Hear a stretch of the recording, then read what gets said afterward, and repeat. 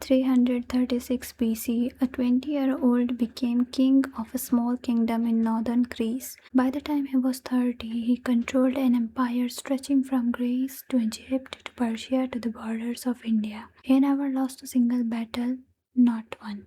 He defeated armies 10 times the size of his own. He conquered cities considered unconquerable. He crossed deserts that killed thousands of his own soldiers and kept going. And then, at 32 years old, he died. Cause of death still debated. Empire gone within 20 years. This is the story of Alexander the Great, the man who came closer to conquering the known world than anyone before or after him. And trust me, the real story is far stranger and far more fascinating than anything you learn. Alexander was born in 356 BC in Pella, the capital of Macedonia. Macedonia was considered a backwater by the sophisticated city-states of Greece. Athenians looked down on Macedonians the way some people look down on small-town kid who shows up to the big city. That inferiority, real or perceived, would fuel Alexander for the rest of his life. His father was Philip II, one of the greatest military minds of his generation, who transformed Macedonia from a weak kingdom into the dominant power in Greece. Brilliant, ruthless, and perpetually drunk. His mother was Olympias, a fierce, deeply religious woman from Epirus who practiced snake worship, kept snakes in her bed, and genuinely believed that Alexander's real father was not Philip but Zeus himself. She told Alexander this constantly. Alexander believed it. Alexander had a condition called heterochromia. One eye was dark brown and other was blue-gray. Ancient sources also describe him as having a slight tilt on his neck, always looking slightly upward and to the left. Whether this was a physical condition or simply a habit, nobody knows for certain. At the age of 13, his father hired him a private tutor, not just any tutor, Aristotle, possibly the greatest mind in human history, hired to teach one teenager. Aristotle taught Alexander philosophy, medicine, science, and literature. Alexander's favorite book was the Iliad, Homer's epic about the Trojan War. He slept with a copy under his pillow every night next to a dagger. He idealized Achilles, the great hero of the Iliad, who chose a short, glorious life over a long forgotten one. Alexander made the same choice. He just did not know yet how short it would be. 36 BC, Philip II was assassinated at his own daughter's wedding by one of his own bodyguards. The reasons behind it are still debated: palace intrigue, a personal grudge, possibly a conspiracy involving Olympias herself. Alexander was 20 years old and suddenly a king. Now here is where most 20 years old would panic. Alexander did not panic. Within 2 years he had crushed every rival claimant to his throne, marched south and forced every Greek city-state to acknowledge his authority, destroyed the city of Thebes so completely as a warning to other Greek cities immediately fell in line. When Alexander destroyed Thebes, he ordered every building demolished except one, the house of the poet.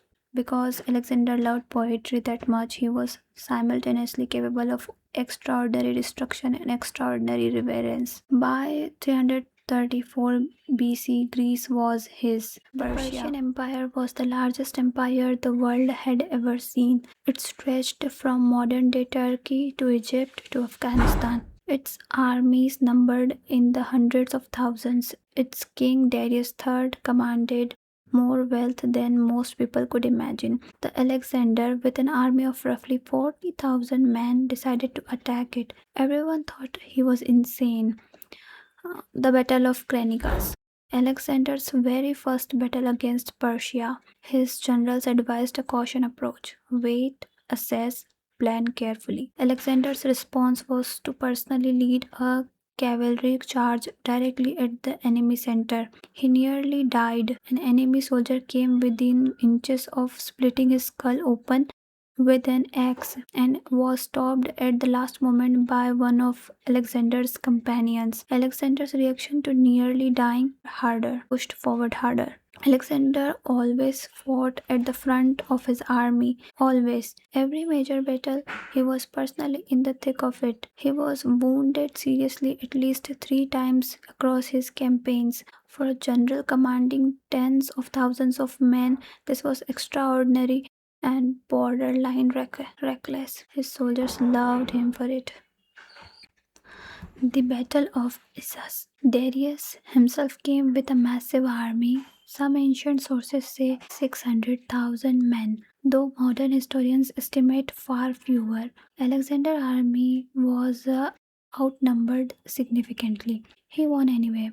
Darius fled the battlefield, abandoning his mother, wife, and children in his camp. Alexander treated them with complete respect, fed them, addressed them as royalty. When told about this, Darius' mother reportedly said Alexander is the only true king here. Egypt. The Egyptians had been under Persian rule and resented it.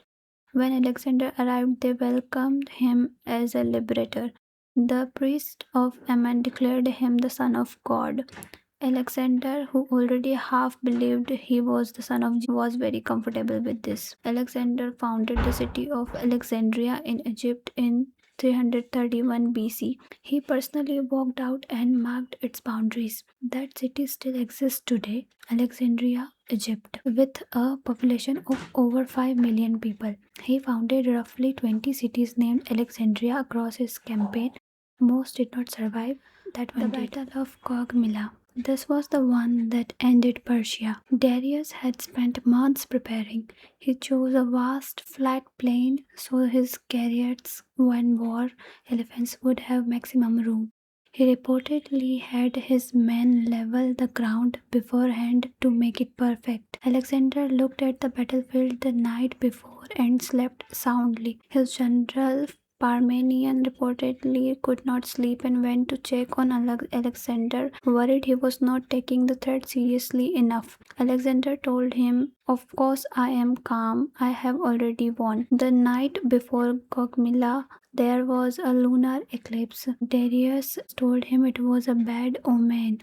Alexander's advisors told him it was a sign of divine favor. Same eclipse, completely opposite interpretations. Alexander's men went into battle the next day believing the gods were on their side. At this point, most people would stop. Persia was conquered. Egypt was his. Greece was his. He was the most powerful man alive. Alexander kept going through modern day Iran, into Afghanistan, into Central Asia. The terrain became brutal. The guerrilla warfare of the local tribe was unlike anything his army had faced. It took 3 years of grueling, exhausting campaign just to pacify the region. It was in Bactria, modern Afghanistan, that Alexander fell in love with and married Roxana, the daughter of a local chieftain. His companions were shocked. Marrying a non-Greek, non-Macedonian woman was deeply unusual. Alexander did not care. He apparently genuinely loved her. 326 BC, India.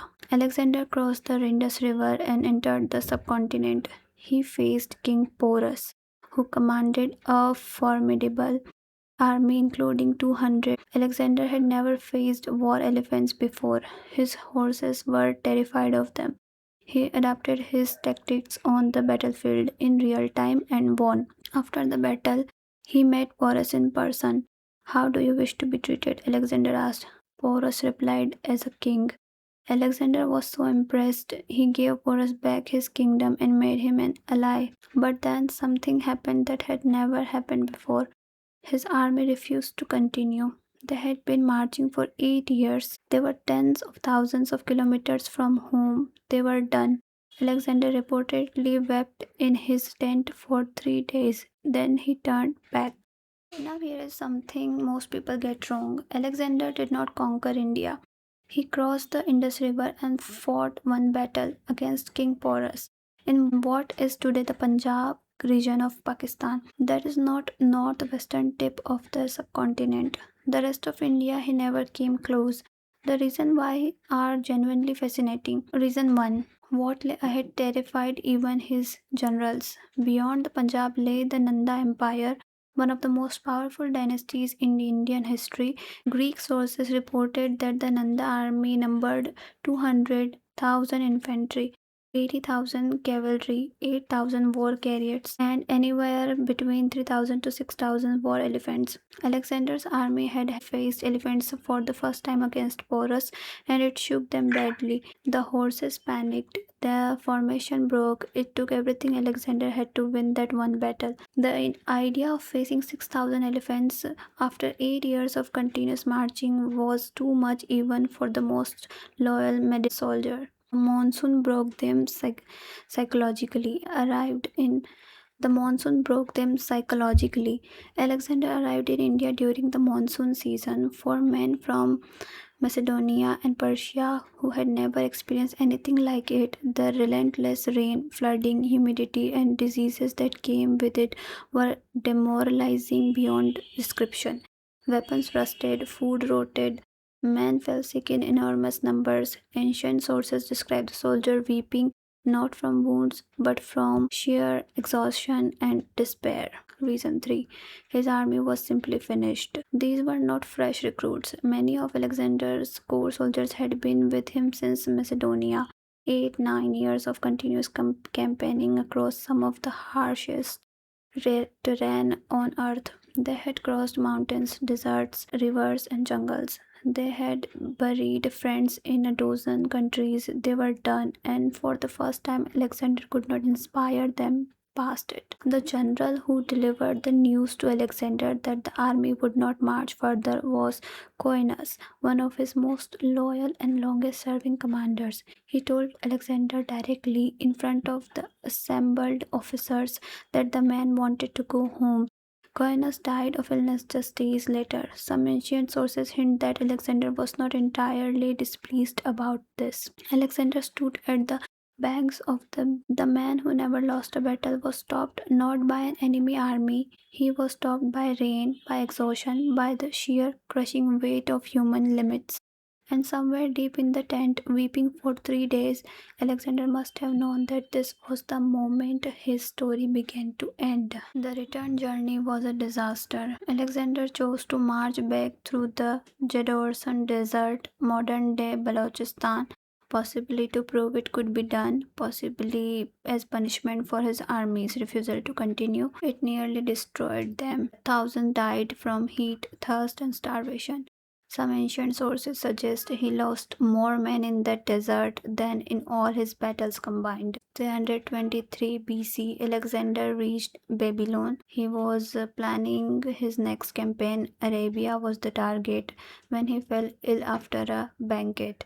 Within 12 days, he was dead. He was 32 years old. The cause of Alexander's death is still one of history's great unsolved mysteries. Theories include typhoid fever complicated by other infections, excessive alcohol poisoning by his own generals, or a rare neurological condition. One modern theory suggests he may have suffered from Guillain-Barré syndrome, which can cause progressive paralysis while the patient remains mentally aware. Some historians believe he may have been declared dead prematurely and was actually still alive when he was buried. When asked on his deathbed who should inherit his empire, Alexander reportedly said, "The strongest." His generals spent the next 40 years killing each other trying to claim it. The empire he built in 13 years dissolved in 20. Here is the thing about Alexander. He did not just conquer territory, he spread an entire civilization. Greek language, art, philosophy, architecture, and science spread across everything he touched, from Egypt to Persia to Central Asia to India. This period is called the Hellenistic Age, and it shaped the ancient world more profoundly than almost any other single event. The city of Alexandria in Egypt became the intellectual capital of the ancient world. Its library, the greatest repository of human knowledge ever assembled. Greek ideas preserved and expanded in Alexander's cities. fed into Roman civilization. Roman civilization fed into the Islamic Golden Age. The Islamic Golden Age fed into the European Renaissance. Straight line from 120-year-old on horseback in Macedonia to the world as it exists today. Was he a hero, a tyrant, a genius, a madman? Probably all four. History rarely gives us simple people, and Alexander was anything but simple. If you want more stories like this, subscribe. Next time we go back to India, to a man who in many ways was Alexander's equal, Chandragupta Maurya, the orphan who built the largest empire in Indian history and actually stopped Alexander's successors from taking it.